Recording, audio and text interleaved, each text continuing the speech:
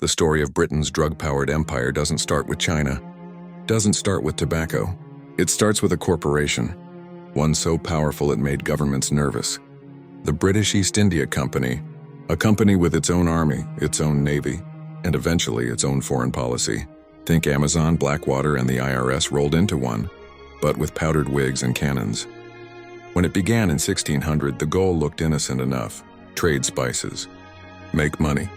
But spices weren't the goldmine they hoped for. So the company did what every morally flexible corporation does. It pivoted. First they took over Bengal. Then they taxed the population. Then they forced farmers to grow cash crops the company controlled: cotton, indigo tea, and eventually opium, the drug that would bankroll an empire.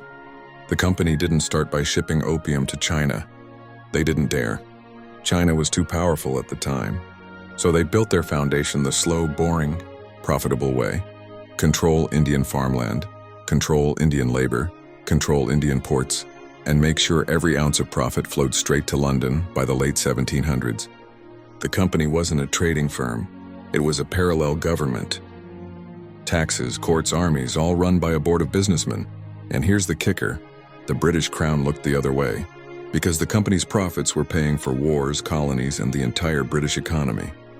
This system, this monstrous corporate machine, is what made Britain realize something dark. If you control the supply, you control the world. And when the company discovered how much money they could make from addictive products, the strategy was locked in. That's why tobacco exploded. That's why opium exploded. That's why Britain kept pushing addictive goods even when kings, doctors, and entire governments said, maybe don't, because the company had proven the formula, and it worked too well to ever walk away from.